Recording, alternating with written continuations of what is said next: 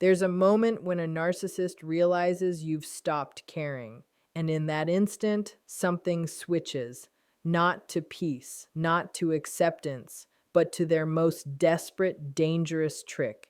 Because the final move they make isn't loud, it's calculated.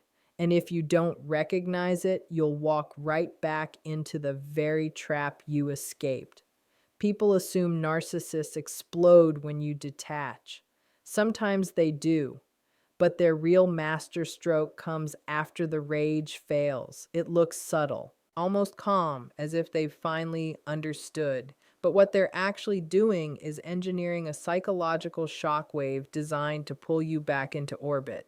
They'll suddenly act self aware, accountable, even transformed, like they finally get it. Not because they've evolved, but because losing control terrifies them more than losing you. And here's the twist: if you take the bait even once, they'll reset the entire cycle, with you right at the center again. When a narcissist realizes they are losing psychological control, something fundamental inside them destabilizes. Their entire identity depends on influencing how others feel, react, and respond to them. Control is not a preference for them, it is oxygen. So when you stop caring, when your nervous system no longer dances to their emotional cues, they experience it as a collapse of self. This isn't dramatic language. This is the internal reality of a narcissistic mindset. They survive by shaping your reactions, and the moment those reactions stop, they feel irrelevant, exposed, and threatened. Losing control means losing their sense of superiority, and that triggers a primal fear most people never see. A narcissist's control isn't always obvious. It can be disguised as concern, affection, criticism, logic, or even silence. What matters is the effect. They want to occupy your mental space. They want you thinking about them, adjusting to them, defending yourself against them, or trying to earn peace from them. As long as you're reacting, they feel powerful. When you stop reacting, the mirror breaks. They suddenly face their own emptiness, and that is the one thing they can't tolerate. They can't stand the idea that someone they once controlled is now emotionally neutral. Indifference is more painful to them than anger, more humiliating than rejection, and more threatening than confrontation. They begin to panic internally, though they rarely show it directly. Their mind starts scanning for weaknesses, memories, triggers, and patterns they once used to influence you. They replay past arguments, past compliments, past vulnerabilities, trying to locate the emotional lever that once worked. They will test you with small hooks, a message, a comment, a half apology, a sudden crisis. These aren't random. Each attempt is a probe designed to detect whether they still have access to your emotions. If you respond with intensity, even negative intensity, they feel reassured. If you respond with neutrality, their fear deepens. If you don't respond at all, their internal alarm blares. This loss of psychological control attacks the core of their identity. Narcissists construct a fragile self-image held together by attention, admiration, fear, or compliance. When someone detaches emotionally, they're forced to confront the truth they work tirelessly to avoid. They are not as powerful as they pretend. They are not as needed as they claim. They cannot force someone to feel something. The illusion they built starts to crack, and behind that illusion is a deep, unprocessed shame. Losing control forces them into that shame, and their mind fires off every defense mechanism to escape it. That's why they scramble for one final tactic, one last attempt to reinsert themselves into your emotional life. They may swing between charm and cruelty, between silence and intensity, between victimhood and aggression. Every shift serves one purpose: to pull a reaction out of you. because to them, a reaction is proof they still matter. It's proof they still have influence. It's proof they haven't lost you entirely. Your disengagement is not just a boundary to them, it's a direct threat to their psychological stability. When you stop reacting, the narcissist doesn't simply accept it and move on. They activate a final trick designed to pull you back into their emotional orbit. This isn't a normal response to distance, it's a strategic, almost instinctive survival maneuver. They feel the shift immediately. When your energy changes, when your tone flattens, when your emotional availability drops, they pick up on it faster than most people realize. To them, your indifference signals a threat. They are losing their ability to shape your emotions. So they launch a last-ditch operation, not to reconnect, not to heal anything, but to reestablish their influence. The final trick often begins subtly. They might reach out in a way that feels strangely considerate, as if they've suddenly developed empathy overnight. They may send a soft message, ask how you've been, or bring up a memory they know carries emotional weight. They don't do this out of genuine interest. They're attempting to reattach themselves to your attention. If softness doesn't work, they pivot. They might appear hurt, confused, or strangely apologetic. They may say things like, "I've been thinking a lot, I understand now," or "I know I messed up." But these words are not change, they're bait. They're crafted to make you doubt your decision and open the door just a little. When subtlety fails, they escalate. The trick adapts to your resistance. They might fabricate a crisis, emotional, financial, health-related, or relational. Anything dramatic enough to provoke concern. They know your empathy is a powerful entry point and they exploit it. Suddenly they need you, urgently, desperately, and in a way that makes you question whether you should step back in.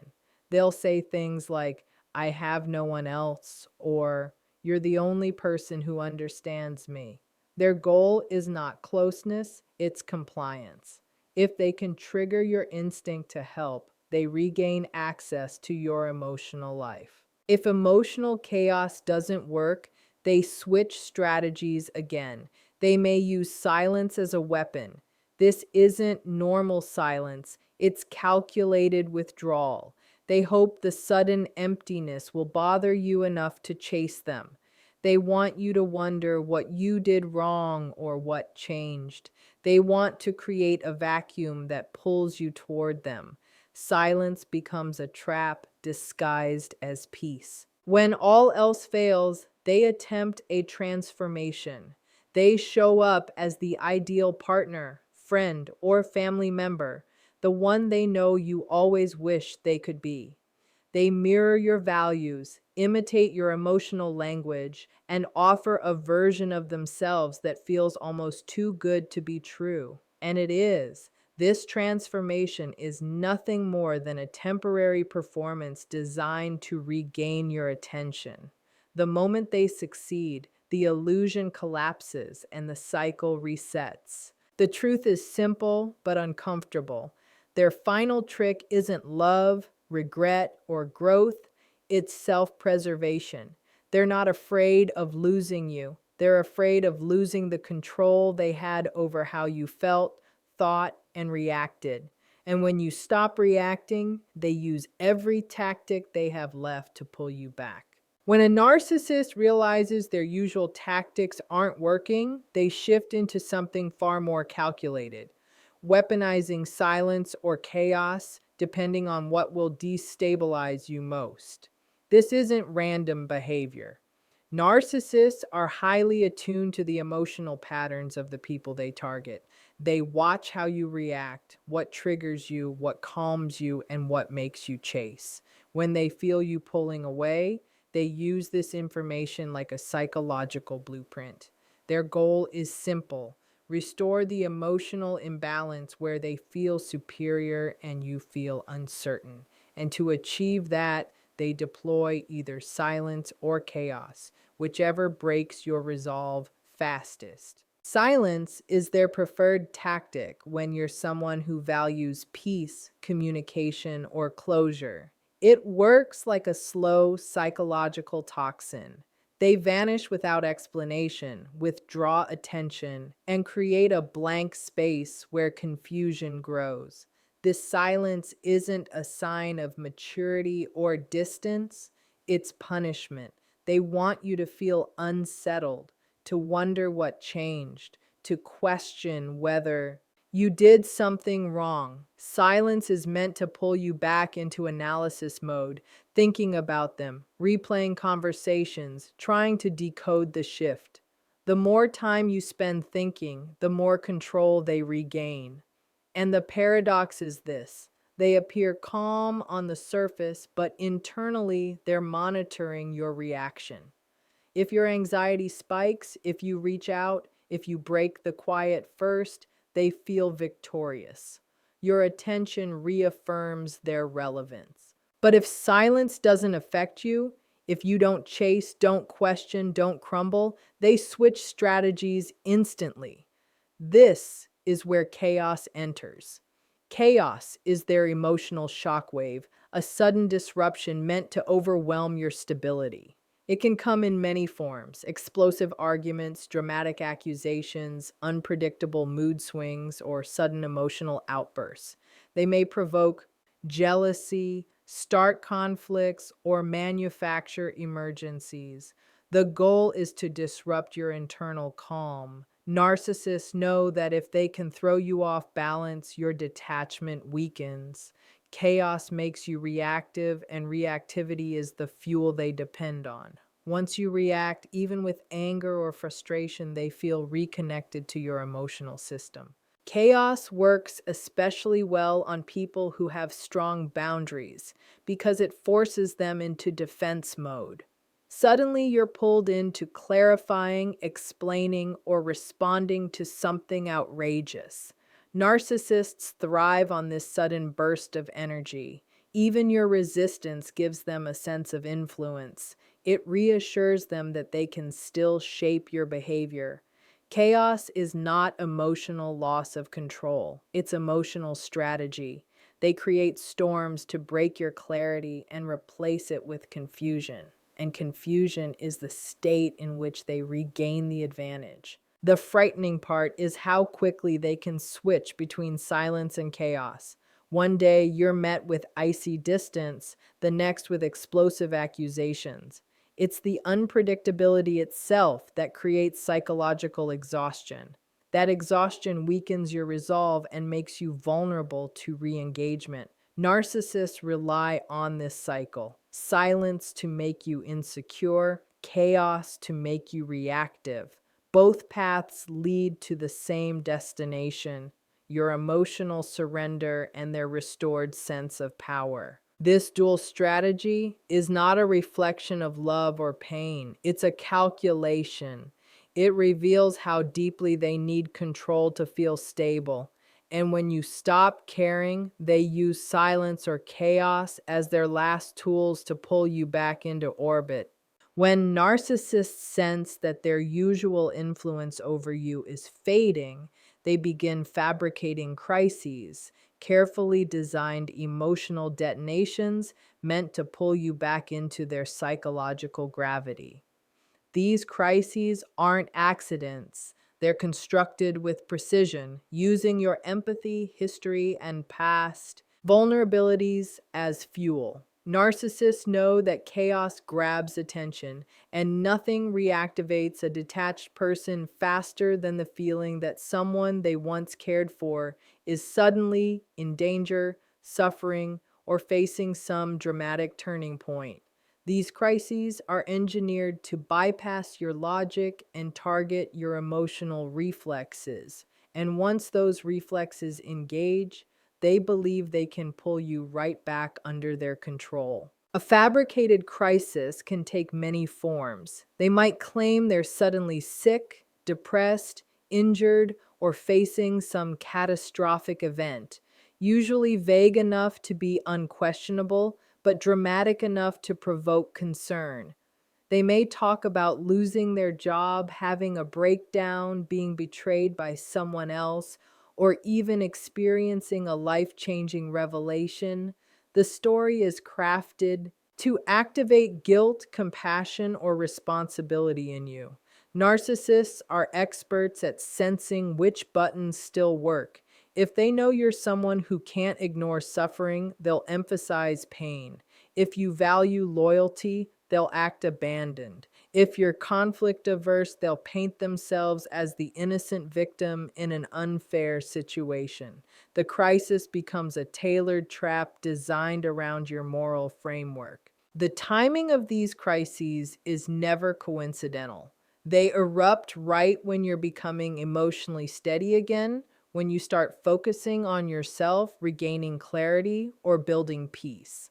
Narcissists sense this shift with remarkable accuracy. As soon as your attention moves inward, they create a situation that demands you look outward toward them again. Their fabricated emergencies pull you out of your healing and back into their chaos. They want you on high alert, worried, uncertain, and emotionally invested. The crisis becomes the hook they use to drag you back into the dynamic you tried to escape. What makes these crises so manipulative is the emotional intimacy they mimic. They present themselves as vulnerable, as if they're letting you into the deepest part of their life. They rely on your humanity, something they themselves lack, to elicit a reaction. They want you to believe that despite everything, they still trust you, need you, or value you in their most difficult moments. But beneath that apparent vulnerability is a calculated motive, regaining access to your emotional world. They know that if you show concern even once, they can interpret that as a sign they still hold power over you. Once you respond, even minimally, the crisis either escalates dramatically or resolves suspiciously quickly. If you comfort them, they'll amplify the problem to keep you engaged. If you stay distant, they'll suddenly be fine, pretending it was never as serious as it sounded. The crisis adapts to your reaction. The goal is never resolution, it's emotional reabsorption. By the time you realize the situation wasn't real or was wildly exaggerated, they've already gained what they wanted: your attention, your worry, your time, your energy. And for a narcissist, that emotional access is more valuable than honesty, stability, or genuine connection. When the narcissist sees that you're no longer emotionally available, they reach for one of their most deceptive tools: the sudden appearance of transformation. This tactic is especially dangerous because it targets the part of you that once hoped things could be different. They start acting as if they've as undergone deep introspection, as if they finally understood your pain, your boundaries, your needs. They adopt a tone that feels thoughtful, grounded, and surprisingly self-aware. But this shift isn't growth, it's strategy. They're mirroring the version of themselves you always wished existed, using your own desires as the blueprint for their performance. This false transformation usually begins with words that sound emotionally intelligent. They say they've been thinking, that they've realized their mistakes, that they want to change, that they're ready to be the person you deserve. Their language becomes almost therapeutic, and they use phrases that make it seem like they've discovered humility. They may even apologize for things they once defended aggressively, as if some inner light has finally turned on. But none of this is an internal awakening. It's a calculated move to destabilize your certainty and make you question your boundaries. Their sudden insight is not a revelation, it's a seduction. What makes this tactic so powerful is how precisely they tailor the transformation to match your emotional history. If you once begged for accountability, they start taking responsibility. If you longed for empathy, they suddenly express understanding. If you wanted consistency, they show up with routines and reassurance. Everything they offer aligns with the very things they refused to give you before. It feels genuine because it targets old wounds. Narcissists study your emotional blueprint not to love you, but to control the timing of their manipulations. When you detach, they retrieve everything they learned and use it to create an illusion designed specifically for you. Internally, this performance is driven by panic. They can feel your distance, sense your clarity, and see that their typical patterns no longer influence you. Losing control threatens their sense of identity, so they adopt this temporary persona to reinsert themselves where you've mentally removed them. They work hard to appear stable, calm, reasonable, and reflective. They listen in ways that feel new. They behave with attention they never showed before. You'll notice they suddenly have patience, kindness, or maturity that seemed impossible months earlier. But this shift lasts only as long as it takes to pull you back.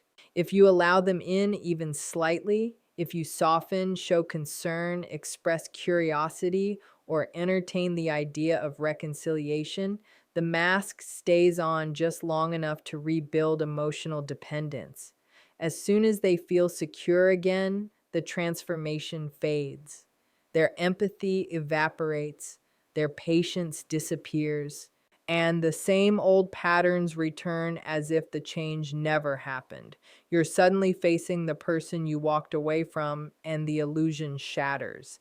This is the moment when many people feel the deepest confusion because they believe the transformation was real, but the truth is simple: it was never meant to last. It was only meant to work. When a narcissist senses that their control is slipping, they rely on one of their most manipulative psychological tools: mirroring your values to regain influence. This isn't imitation in the simple sense.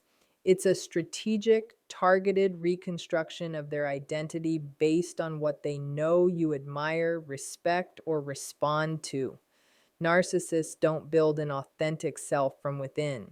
They assemble one from the emotional information you've given them over time. So when you stop caring, when your emotional energy stops feeding them, they resurrect this stored data and shape it into a personality that feels eerily aligned with your deepest values. They know what principles you stand for. They know the traits you find admirable: kindness, accountability, ambition, integrity, patience, empathy. They've watched what inspires you, what frustrates you, what comforts you, and what makes you feel safe. They keep mental notes of the things you talk about passionately, the boundaries you try to communicate, the qualities you wanted in them but never received. And when they feel threatened by your detachment, they start reflecting those very traits back at you. It's not real change, it's tactical evolution. You might suddenly hear them talking about concepts they used to dismiss. If you valued emotional maturity, they begin discussing personal growth. If you talked about childhood wounds or healing, they start bringing up their own trauma in a way that feels surprisingly aligned with your language. If you value honesty, they begin offering confessions that seem heartfelt. If you value ambition, they'll pivot into talking about their goals and discipline. Everything they express is calibrated to look like alignment, not manipulation. This mirroring is powerful because it creates an illusion of connection. You feel like they finally understand you. You feel like they've finally listened. It feels like compatibility for the first time. They are showing up as the person you always believed they could be, the version you hoped would appear after enough conversations, boundaries, or time. This isn't accidental. Narcissists mirror what they cannot genuinely feel. They use your values to build a mask convincing enough to bypass your caution. Internally, there is no transformation happening. They are not becoming more self aware or more aligned with your emotional world. They're simply replicating the behaviors and beliefs they know will pull you back close. They don't believe these things, they don't practice them, they don't integrate them, they present them. It's a performance crafted to exploit your idealism, your empathy, and your desire for meaningful connection. Once you show even a small response, curiosity, softened anger, a bit of hope, they intensify the mirroring. Suddenly, you're talking to someone who sounds like your emotional equal, someone who seems to value what you value, someone who feels like a genuine partner or friend. They create the illusion of shared purpose, shared growth, even shared pain. But as soon as they regain emotional influence, the performance collapses. The traits you thought you saw disappear, replaced once again by defensiveness, entitlement, and emotional indifference. The values they echoed were never theirs. They were simply a bridge back into your mind. Their mirroring isn't admiration, it's strategy. It's how they re enter the space you closed off. It's how they regain the control they lost. And it's one of the most convincing illusions they use because it feels like connection when in reality it's manipulation wearing your own values as a disguise. When a narcissist senses that their influence is slipping away for good, they often reach for one of the most destructive tactics left in their arsenal, attacking your social world. This is the stage where they rely on triangulation, reputation games, and subtle image manipulation to pull you back into chaos. They may no longer have access to your emotions directly, but they know they can still disturb your environment. And if they can make you react through other people, they feel like they've regained a piece of the control they lost. Triangulation begins quietly. They start inserting a third person into the dynamic, someone who will unknowingly carry messages, comparisons, or tension on their behalf.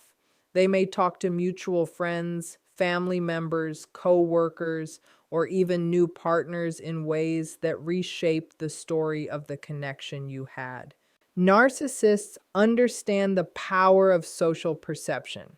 They know that if they can alter how others see you, it will eventually affect how you see yourself.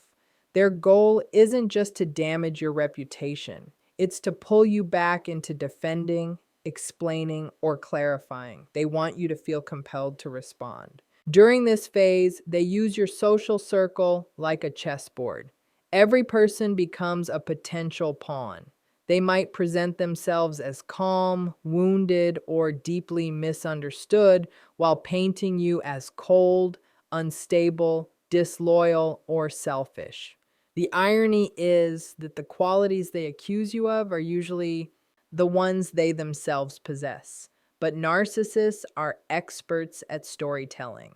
They drip information in small strategic doses, just enough to shape the narrative, but not enough to seem openly malicious.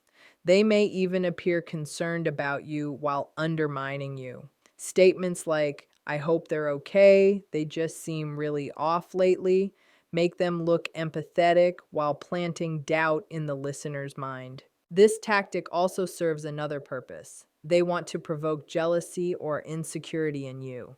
If they sense that you've truly detached, they might flaunt a new connection or newfound happiness. But the goal isn't happiness, it's impact. They want you to wonder why someone else is getting the attention you once fought for. They want you comparing yourself, questioning your worth, or feeling replaced. Triangulation isn't about the third person at all. It's about using that person to unsettle you emotionally. If jealousy doesn't work, they pivot to social erosion. They look for the people you trust, the ones who matter most to you, and they seed doubt in those relationships. Sometimes it's direct. bold accusations or exaggerated stories. Other times it's subtle, delivered with a tone of concern or sadness that makes the lie look compassionate.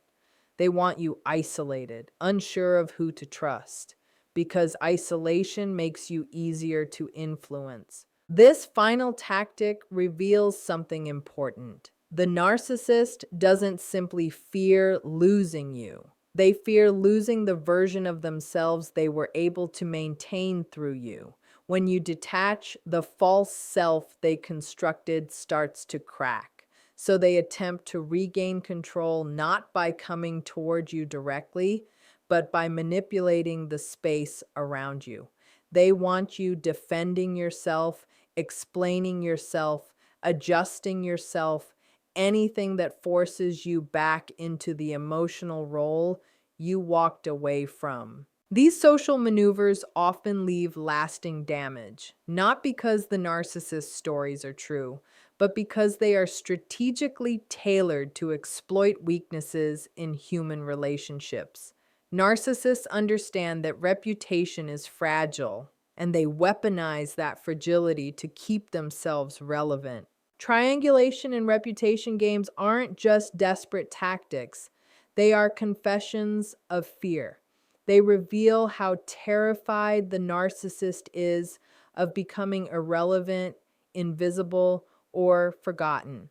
They know they cannot control you directly anymore, so they attempt to control the narrative around you instead. When a narcissist realizes they're truly losing their grip on you, their final tactic exposes everything they've been hiding, just how terrified they are of becoming irrelevant. Beneath their arrogance, their superiority, and their cruelty, narcissists carry a core that is fragile, hollow, and completely dependent on external validation. When you stop reacting, you aren't just ending a relationship, you're removing the supply that keeps their entire identity standing. And their last move, their final manipulation, is the clearest window into that fear. They don't fear losing you as a person, they fear losing the emotional access they once had. You were a mirror they relied on, a source of energy they consumed, a stage on which their ego performed. Without your attention, they're forced to confront something they normally avoid at all costs: themselves. And the self they see internally is not confident, powerful, or secure. It is fragmented, uncertain, and built on illusions. Losing you threatens the illusion. It leaves them exposed to their own emotional emptiness. This fear of irrelevance is so intense that it drives them to behaviors that look desperate, extreme, or wildly inconsistent. One moment they're performing emotional maturity, the next they're attacking your character, then pretending you never mattered at all. These contradictions aren't mistakes, they're expressions of panic. They're trying every psychological tactic they've ever used because the one thing they cannot tolerate is psychological invisibility. Narcissists don't know how to exist without an audience, without someone reacting, questioning, defending, or caring. Your indifference feels like annihilation to them. Their final trick, whether it comes in the form of mirroring, crisis creation, reputation manipulation, or sudden fake transformation, is designed for one purpose: to pull you back into caring. Even anger feels better to them than silence. Hatred feels better than detachment, because emotions, even negative ones, signal that you still see them, that you still feel something, that they still matter. And mattering, even through conflict, protects them from psychological collapse. But when every tactic fails, when you remain calm, clear, and emotionally uninterested, they begin to unravel. Losing control means losing the fantasy that they were special, irreplaceable, or powerful. They realize you've seen behind the mask, and that revelation feels humiliating. They fear being exposed as ordinary, as flawed, as someone who didn't hold the power they pretended to have. This is when their behavior becomes unpredictable. Some withdraw entirely, disappearing to rebuild their ego somewhere else. Others explode, trying to damage your reputation or emotionally destabilize you as a punishment for your independence. And some attempt one last charm offensive, hoping to rewrite the story and pull you back in. But it all stems from the same core truth. Narcissists cannot handle being irrelevant in the mind of someone who once cared. Your detachment is the ultimate threat because it proves something they've spent their entire life denying, that they are not inherently valuable, not inherently powerful, and not inherently worthy of devotion. Their illusion relies on your participation. Without you, the illusion collapses. This final tactic isn't about love. It isn't about reconciliation. It isn't about closure. It's about survival, the survival of the false self they constructed. And when you refuse to feed that false self, you reveal what they fear most, that they were never as significant as they believed. In the end, the final dirty trick of a narcissist isn't any single tactic. It's the entire shape-shifting campaign they launch the moment they feel you slipping away. They cycle through charm, chaos, silence, accusations, false transformation, crisis creation, reputation games, and emotional mirroring, all in a desperate attempt to maintain the power they once held over your mind. None of it is about love. None of it is about healing. Every move is about preserving the illusion they live inside. But the moment you stop reacting, truly stop caring, you break the psychological contract they depended on. You remove the fuel that kept their identity inflated, and in that space, you finally see the truth. Their power was never real. It was borrowed. It existed only as long as you allowed it. Their desperation is not a reflection of your weakness, but of your strength. Because when their final trick fails, they're forced to face the one thing they've spent their entire life running from: the emptiness beneath their performance. Your detachment is not a loss, it's liberation. It's the moment you reclaim your emotional freedom, rebuild your clarity, and restore your peace. The narcissist's unraveling is simply proof that you chose yourself. And that choice is what ends the entire cycle. Not their apology, not their chaos, not their tricks. You end it the moment you realize you were always the one with the real power.